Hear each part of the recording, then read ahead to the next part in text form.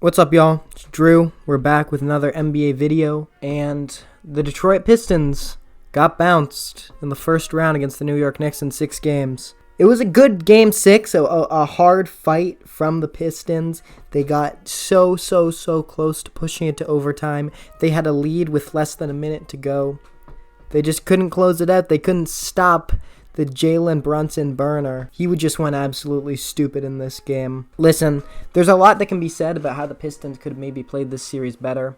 But honestly, I think they have absolutely nothing to be ashamed of. They had a great season. They had a great postseason. And I think considering the circumstances, they had pretty much everything go as well as it really could have. So we're going to talk about the Pistons, why I like them so much, and maybe just talk about their future, their next season, and where they're really going to go from here.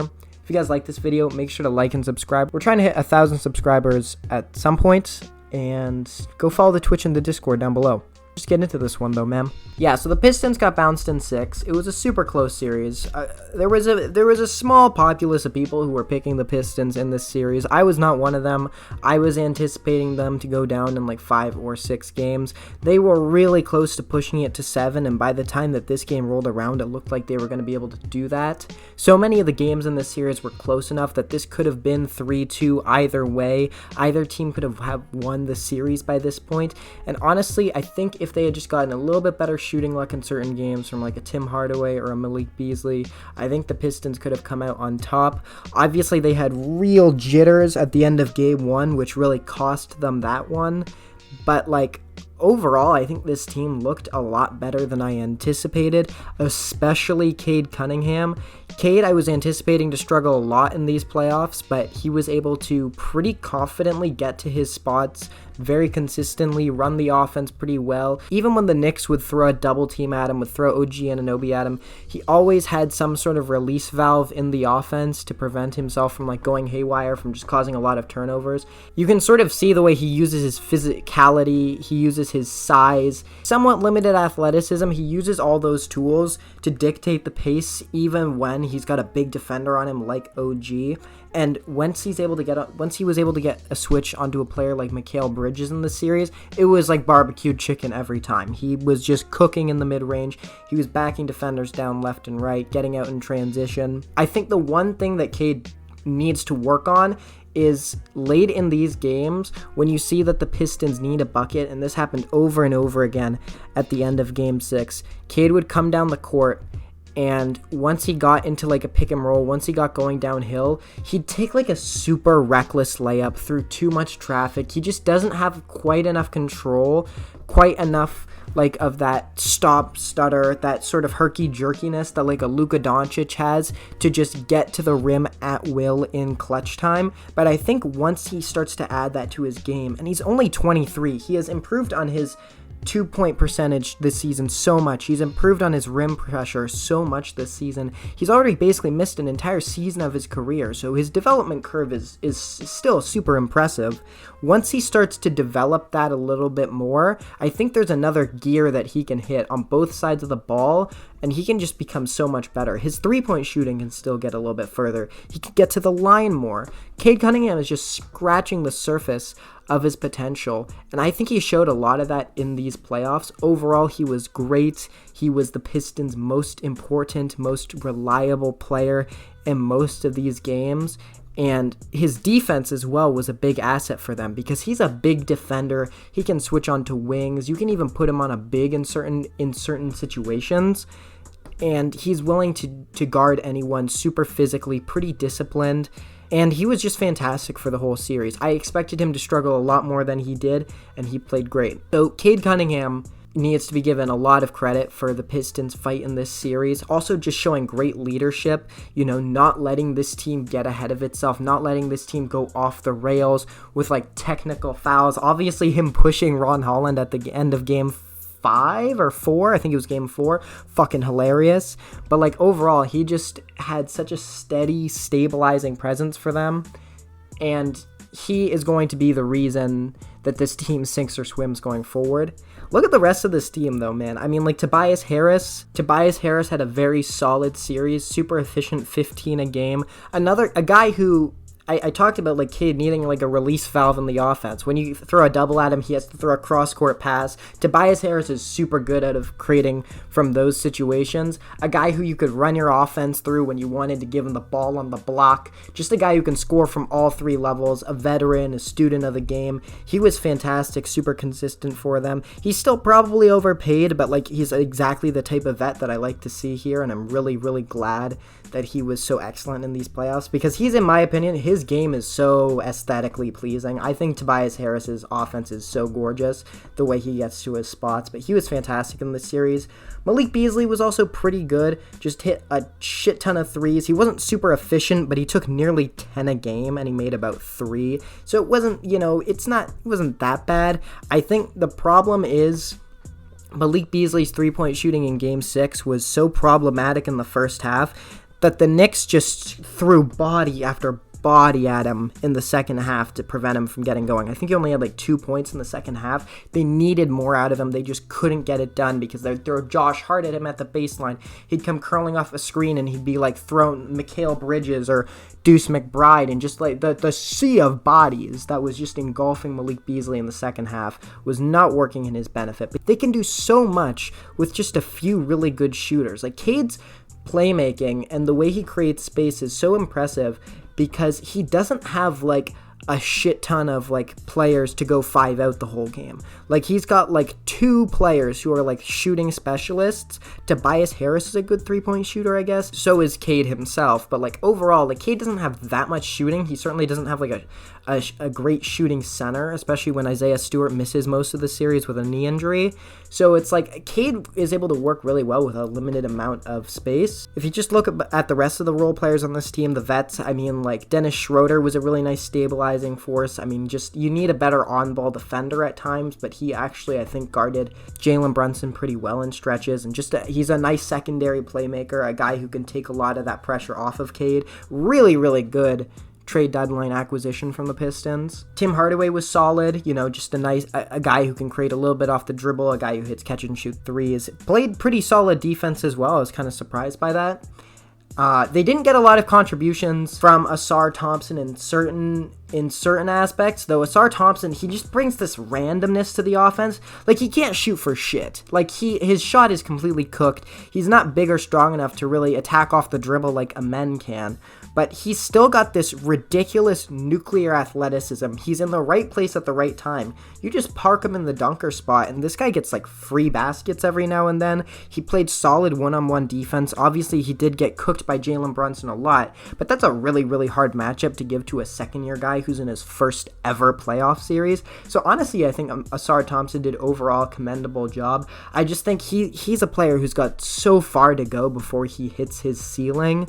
Like, you can see there's so much untapped potential in his game, and I'm really, really excited to see where that goes. That really goes for both Thompson twins, but Ausar especially, because he still hasn't really become somebody, whereas Amen is already considered like a top 2 to 3 perimeter defender in the NBA. Jalen Duren was fine in this series, especially in Game 6. He was pretty damn dominant.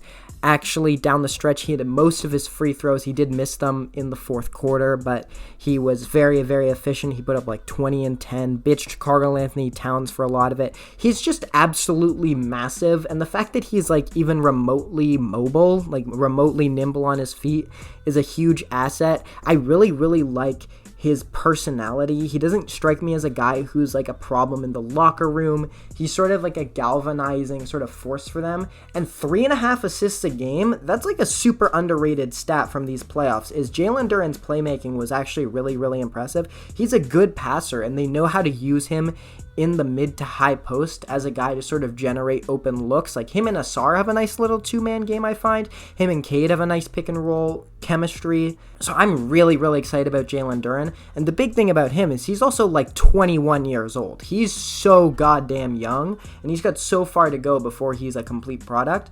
I think this young core is super exciting.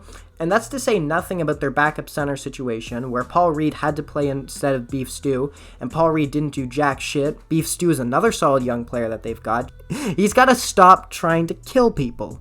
But if he could just stop doing that, then I think Isaiah Stewart would be another really, really valuable player for them in the playoffs going forward. And you know, they've got Ron Holland, Marcus Sasser.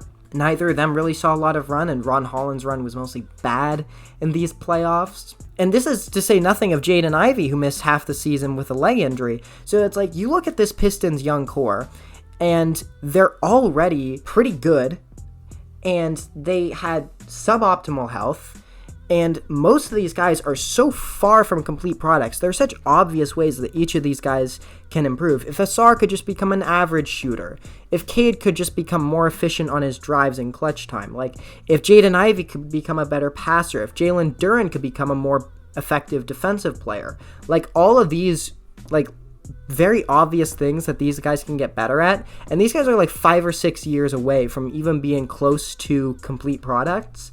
So this Pistons young core is super good, and in spite of that, they still gave the Knicks a run for their money in every single game. They played super hard, they crashed the glass like a motherfucker. Every single time they got down in the series, they never gave up. They would get down like 15 points at the start of like every first quarter, and they would find a way to crawl back into it over time, just with tough defense, with grittiness, with discipline.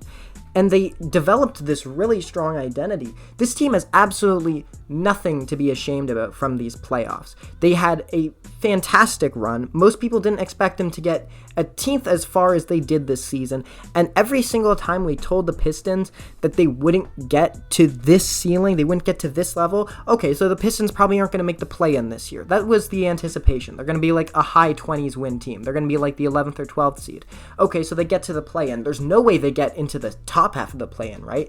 Well, they find themselves in the end of the season not only blitzing every single team in the play-in, but fighting for like the 4 seed until like the 4th last game of the year. Like, this team was fucking good. They have an excellent leader. Every single player on this team seems to be a really good locker room presence. I don't think they have like any shitheads among their young players, except for maybe Ron Holland. But like, I would say out of all their young players, he's the one who's like the biggest wild card. I don't think anyone would really argue that. They've got a super interesting, untapped potential duo in Ivy and Cade. I'm really curious to see how their 2-man game develops.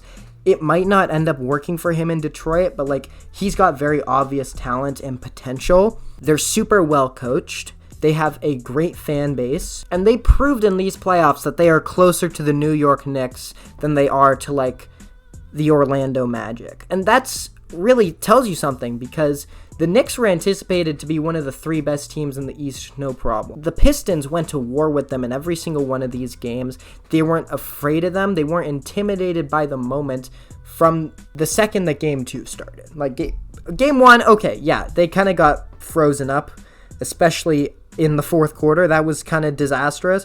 But, like, overall, they really showed that they have the potential to go a lot further than they did, and they've got all their draft capital after this year. They drafted really well even under Troy Weaver. Trajan Langdon has proven he's a really, really smart GM. He was smart when he was on the Pelicans. Allegedly, he was like the reason all the good things that happened to New Orleans did, and he's made a lot of good moves since he's come to Detroit. Moves that people didn't initially like. People didn't like the Tim Hardaway move. People didn't like the Tobias Harris contract. People were sort of yay boo on the Dennis Schroeder edition. Those were probably 3 of their 5 most important players. Yeah, man, I'm really happy with this Pistons season. They really made me a believer. They were really, really exciting through and through. They have absolutely nothing to feel bad about from these playoffs. Yes, they fucked up the last possession of Game 6.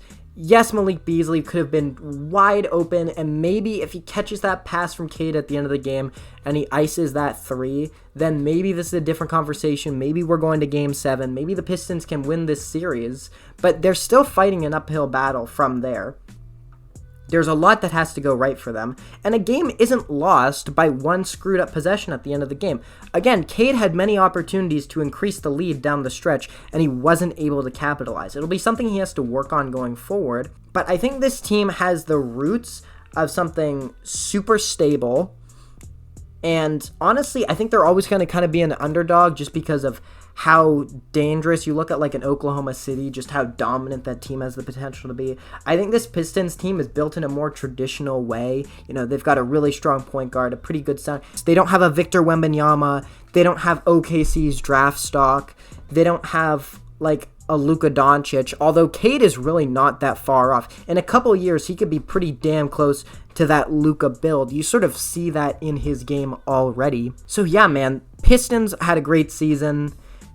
Really an unfortunate ending, but overall, I don't think anyone can take away from just how exciting this Pistons team and just the absolute massive potential they have going forward. And that's going to do it for me. So if you guys like this video, make sure to like and subscribe. We're trying to hit 1,000 subscribers at some point. Go check out the Twitch and the Discord down below. I'm trying to stream like every other day. I'm not really sure. And I will catch you guys in the next one. Cue that music.